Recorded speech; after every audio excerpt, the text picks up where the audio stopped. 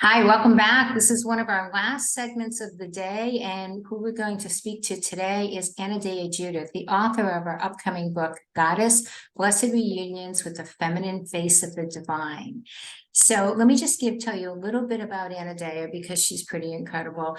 She is a globally recognized teacher and author of several best-selling books on chakra, psychology, yoga, social change, and women's leadership, which have been translated into 28 languages.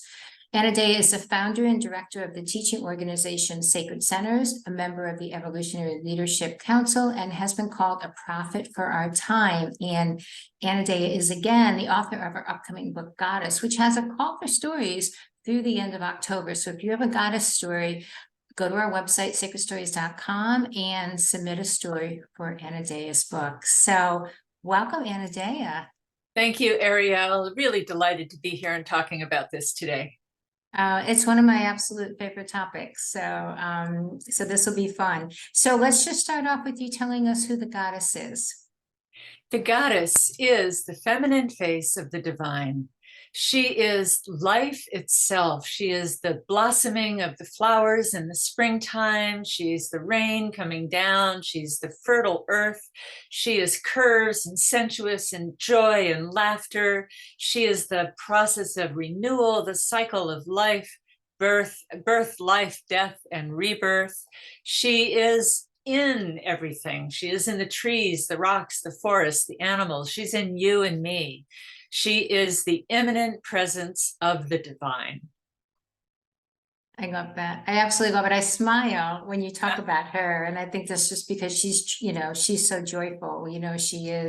She's creativity, right? She's creation, as you say. So today what we're going to do is we're going to talk about there's 4 life cycles or cycles, if you would say, how you would call them, of the goddess. There's the mother, right? Mother, maiden, queen, and crone. So I'll let you take it from there and tell us what those actually are, and then maybe start with the mother, go into the mother a little bit for us. Well, if you take the absolute divine and you start to break it down, you could say there's light and dark. You could say there's masculine and feminine. The feminine in the face of the feminine face of the divine then breaks down further into the reflection of a woman's various stages of life. The maiden, which is the young girl up until the time she has a child, then she becomes a mother. And as she grows older, she becomes a crone. And the triple, that was called the triple goddess, the triple face of the divine feminine. But lately, women have maybe not chosen to be a mother, or we live longer than we used to. We have fewer children. We have a phase between mother and crone that I now call the queen. And this is where a woman comes into her fullness in her career, in her influence, in what is she doing in the world.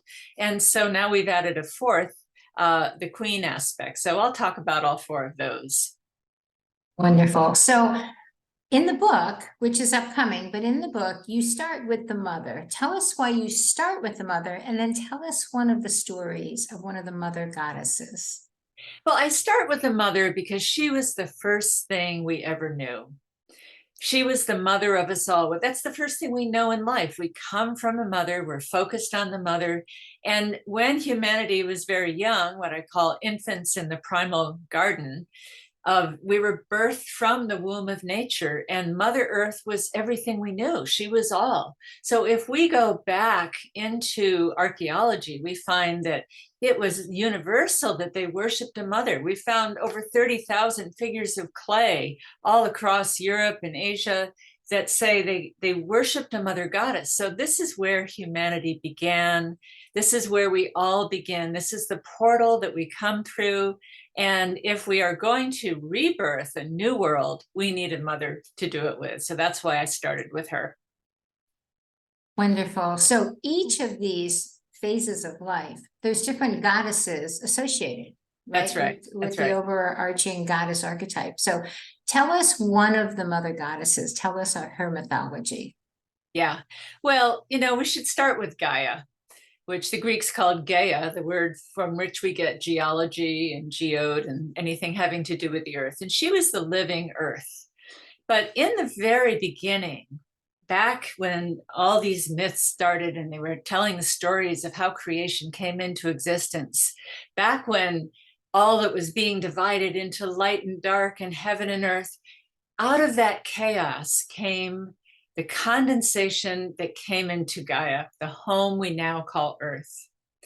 And she was the embodiment of beauty and wonder in the mountains, the fields, the oceans, the rivers, a living, intelligent being. But she was lonely.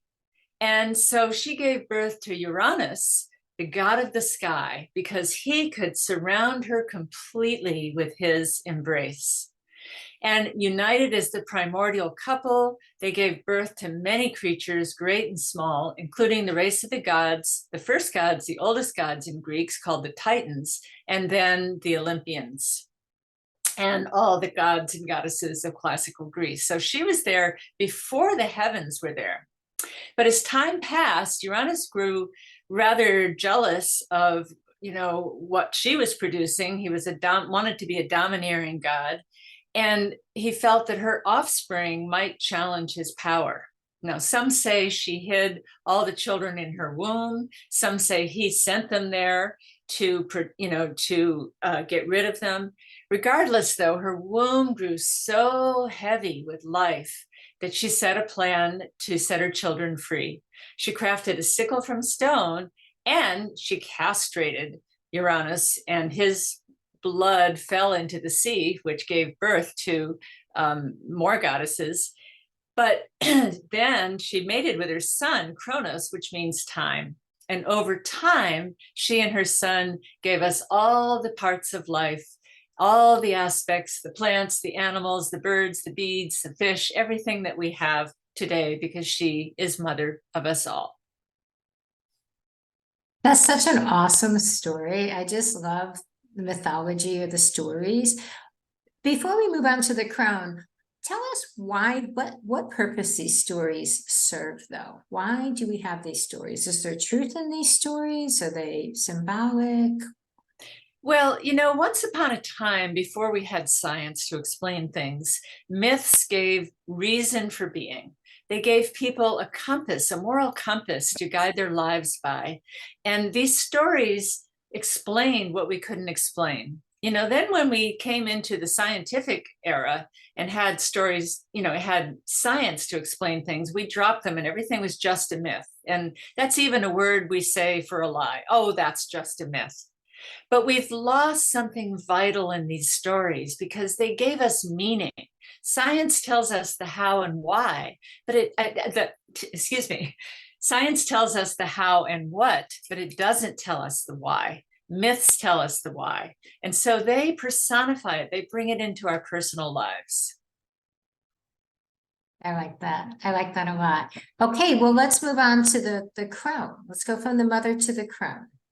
Yeah, so the crone I tell second after the mother, because as time progressed and patriarchy took over the goddess and really sent her into the underworld, the crone became the aspect that represented death and the cycle of death into rebirth. So it's not she's just darkness and death, but she is an aspect that patriarchy doesn't really honor. We just want to be in the light and we want to go forward and expand all the time. And the crone teaches us that no, we need rest. We need emptiness. We need darkness. We need peace and quiet. We need to let things die so that they can be reborn into another cycle. And without honoring the crone and her limitations, then we have a world that, is actually creating a lot of death and destruction because we're not honoring our natural limitations that come from nature. So the crone is the harbinger of wisdom and guidance. So which crone story will you tell us today?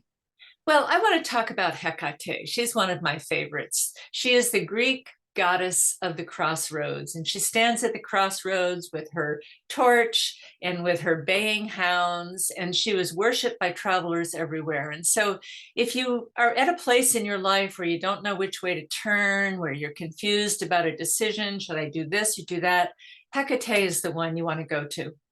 Now, there weren't so many stories about her, but she was a goddess that came from the ancient times of the wildness before we had civilization.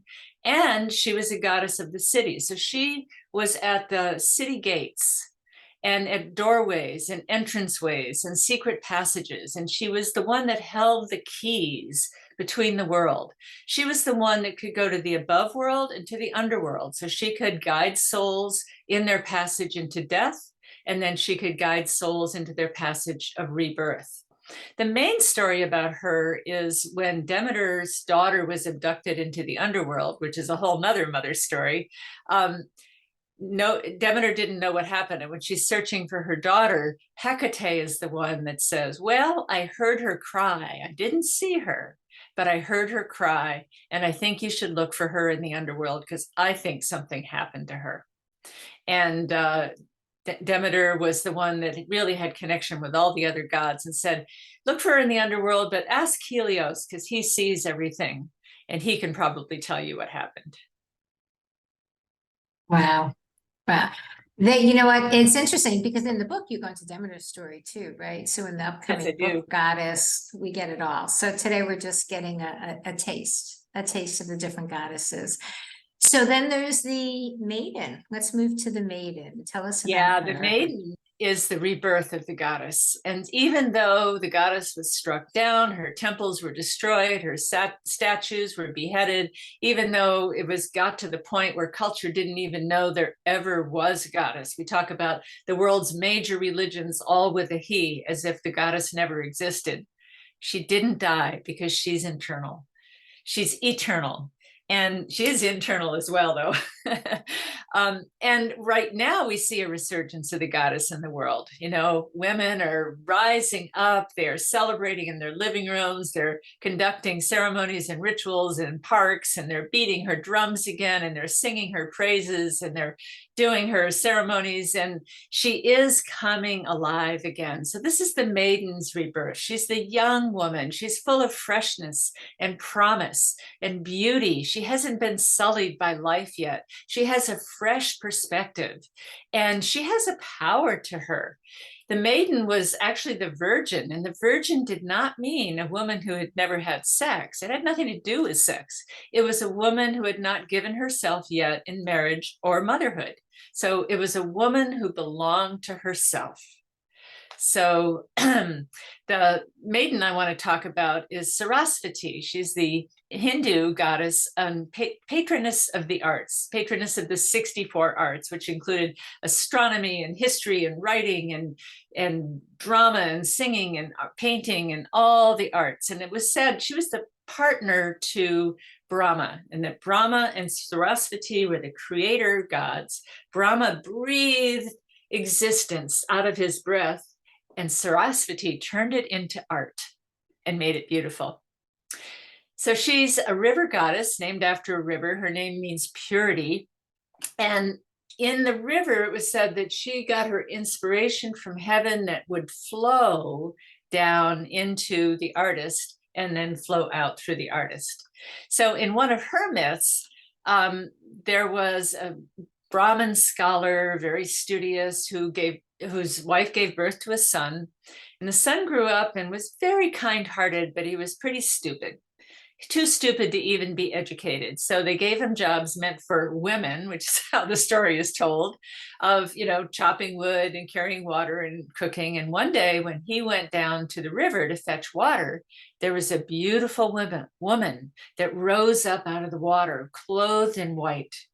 And she touched a finger to his lips, and suddenly he came out with eloquent poetry, and he had wisdom and he had knowledge because she was the one that could give him that gift of speech. She was sometimes called the goddess of speech. And that was Sarasvati, who came from the river. I absolutely just love listening to you. I love these stories.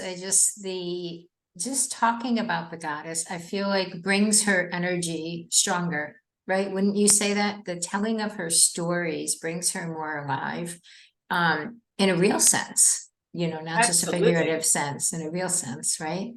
So, Absolutely, because these stories have been forgotten. And these stories tell of the magic. They're all symbolic. You know, when you say, are they true? They're not true in the literal sense, but they are symbolically true. They speak to deeper truths of, you know, that we get our inspiration from the flow. We talk about being in a flow state. That's Sarasvati. And we also do it by purifying. She is the purity. She is the wisdom. She is the weaver.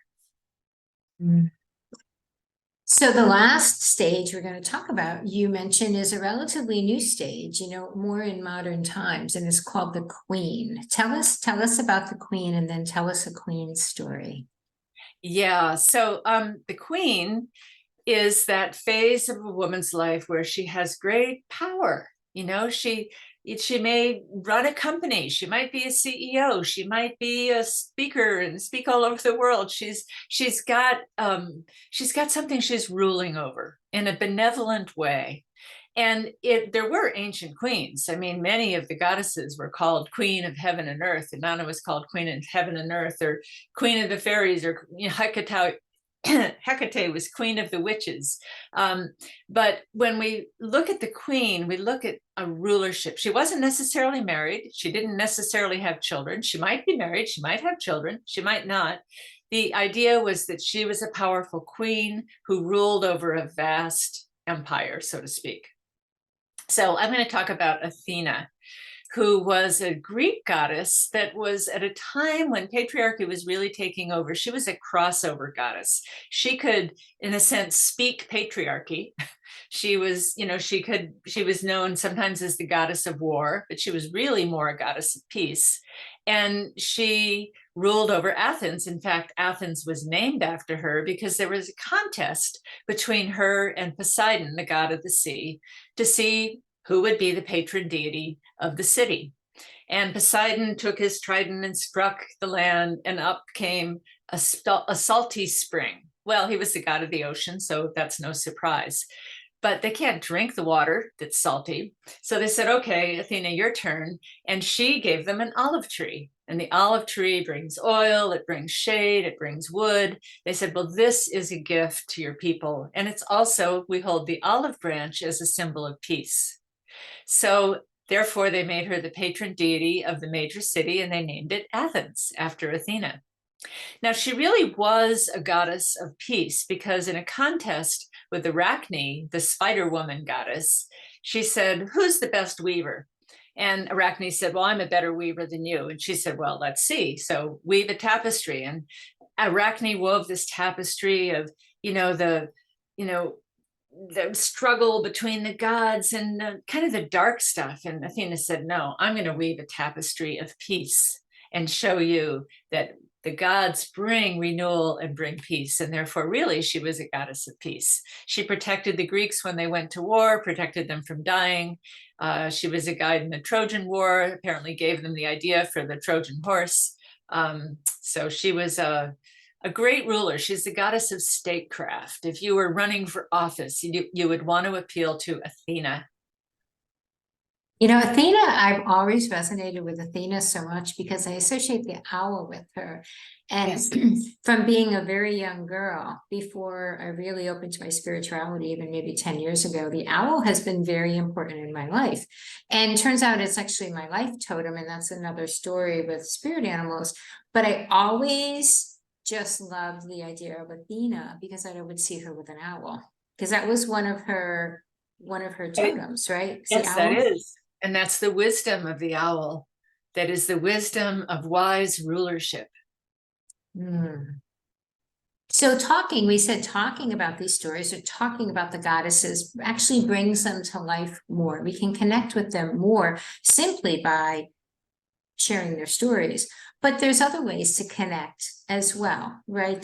You mentioned ritual and ceremony, there's meditations, there's many different ways. And you go into that and share many of those ways in the book as well, Goddess, which is coming in the spring.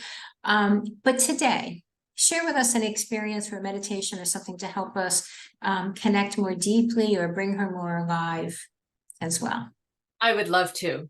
And what I'm going to share is a chakra meditation. That's part of my work in the world, is through the chakras, but breathing the goddess into each one of your chakras. So Begin by closing your eyes and settling in to a peaceful place inside. Let go of the outer world of doing and busyness, the outer world that is so masculine, and come into the inner world with its softness, its curves, its sensuality. And come into your vertical alignment between heaven and earth, sitting upright with your crown above your base, where the chakras or energy centers reside. And this works with the breath. So just take a few breaths in and out, releasing tension with each exhale.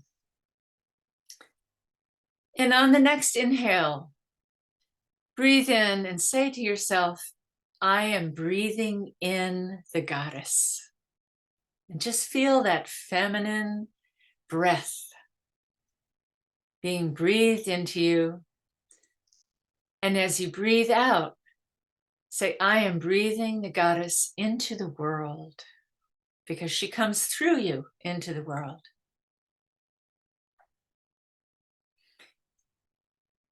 And now in the next breath, we'll go to the crown chakra at the top of the head. Inhale and say, I am breathing in the spirit of the goddess, and call her down from the heavens into your crown.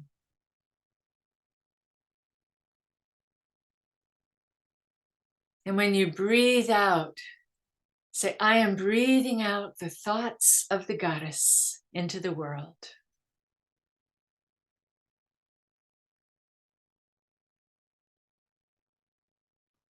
Next, inhale to your third eye center, your brow chakra, which is the vision center. And as you breathe in, say, I am breathing in an image of the goddess. And in your imagination, see a beautiful woman. She could be maiden, mother, crone, or queen, flowing robes and colors and radiant beauty, and just see that. And as you breathe out, say, I am enlivening her vision in the world.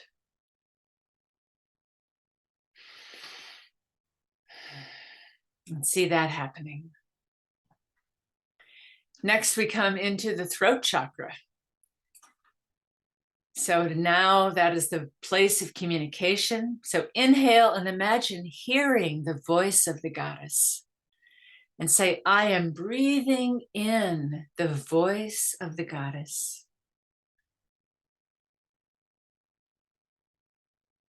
So that you may hear her words inside. And as you breathe out, say, the voice of the goddess speaks through me with every breath.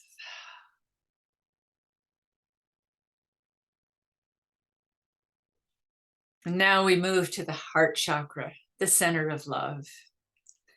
And we say, I am breathing in the love of the goddess, because more than anything, the goddess represents love and compassion, nurturing, healing.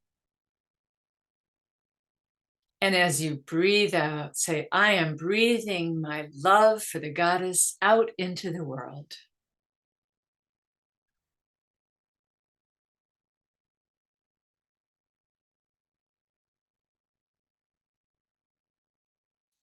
And of course, the goddess is power. So we come to our power center, the third chakra in the solar plexus. And as you breathe into your solar plexus, you say, I am breathing in the power of the goddess. And as you breathe out, say, the power of the goddess moves through me.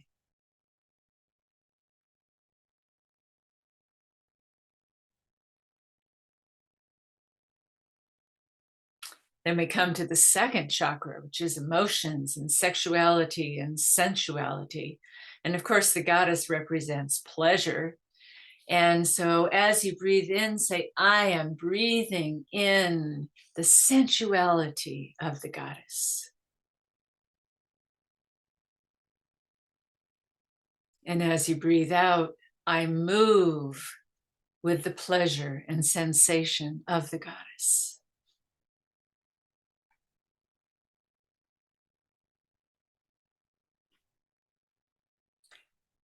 And finally, we come down to the root chakra, which represents the body and the physical world. And as you breathe in, say, I am breathing the goddess into the temple of my body.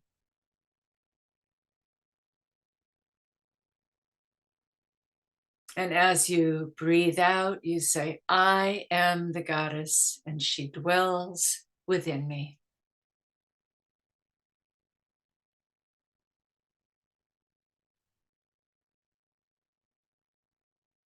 And feel her both around you and within you. With each breath, she comes in. With each out-breath, she is expressed into the world. And the more we see her and feel her and know her, and the more we express her into the world, the more she returns to bring balance to our evolving planet.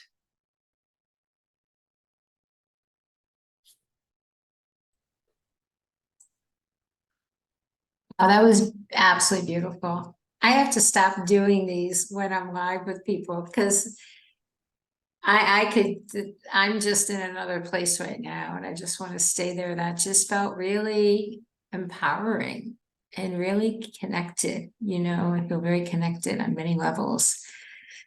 I hope I know the audience has enjoyed that as much as I did, for sure. Anodea Judith, I just have to say, I'm just so grateful to you to be holding, on such a high level, the energy and the wisdom of the goddess, and then sharing it with the world, with all of us, and through this new book, because it is so important. And you, to me, is the epitome of the goddess energy in our world today. So thank you so much. Thank you. Thank you for asking me to write this book, because it's really been an honor and a way of paying my tribute to the goddess who I have served all my life. And she has served me as well. She has really made my life wonderful. Yeah. Well, I feel really emotional right now. Like, I feel that just feels important, feels really important. But I guess if we're talking about or really connected with the goddess and we're not feeling emotion, then we need to go deeper, right? Yeah. Because she is emotion, she's love, she's life, right? I will remind everyone that the call for stories for Anodea's book is open till the end of October. So please go to our website, SacredStories.com. And if you have a personal, true, mystical story about an experience with the goddess or one of her goddesses, consider sharing it. And look for the book in the spring of 2024, Goddess, Blessed Reunions with the Feminine Face of the Divine, because it is a phenomenal book that will be available. So, Anodea Judith, thank you again for joining us. Thank you, Ariel. Really my pleasure.